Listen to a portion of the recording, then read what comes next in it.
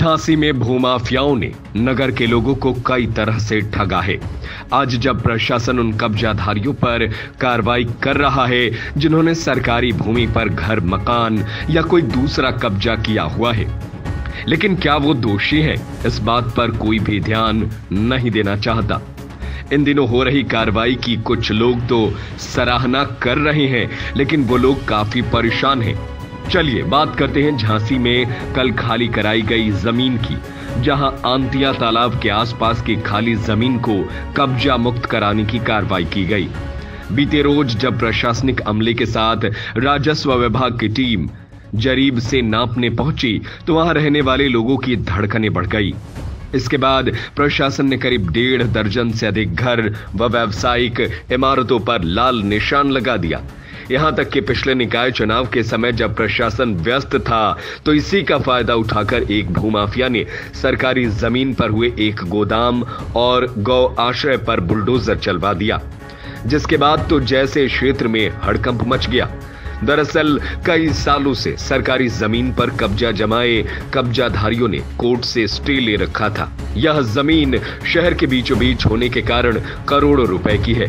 पहले भी जब प्रशासन ने कार्रवाई की तो यहां कब्जाधारियों ने कोर्ट से स्टे ले लिया था, और अब जब स्टे समाप्त हुआ और फैसला नगर निगम के पक्ष में आया तो बुलडोजर का चलना तय था। न्यायालय में पिछले 20 सालों से केस चल रहा था, स्टे था।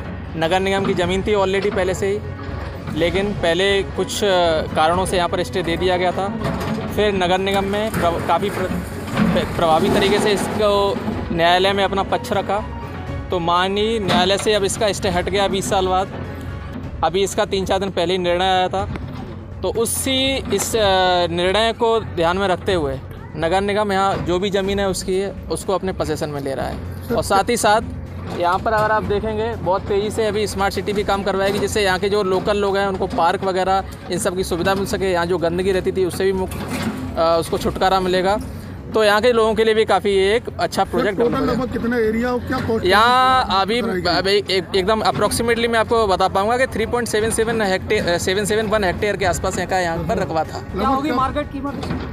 मार्केट कीमत तो अभी मार्केट कीमत तो खैर काफ़ी ज़्यादा होगी, लेकिन मैं अभी एकदम से नहीं बता पाऊंगा कि अनुमानित कितनी होगी। अनुमानित मतलब करोड़ों में तो होगी ऑब्वियसली, मतलब ठीक ठाक कीमत होगी। अच्छा सर, जो लोग कब्जा किए थे उनके खिलाफ भी कोई कार्रवाई अमल में लाई जा रही है क्या नगर निगम की तरफ? हाँ, अभी लिखा पढ़ी करेंगे कि उन्होंने कैसे किया, क्या हुआ, लेकिन अभी उसका रीज़न ये था कि वो भी क्योंकि वो कोर्ट में थे, तो अब क्योंकि कोर्ट का आदेश आ ही गया है, तो अभी मतलब एक हमारी तरफ से कोई वैधानिक कार्रवाई तो यही थी कि हम इसको तुरंत पोजीशन में लें। 3-4 दिन पहले आ गया, तो उसी को ध्यान में रखते हुए माननीय न्यायालय के निर्णय को ध्यान में रखते हुए हमने यहाँ पर कब्जे में लिया है।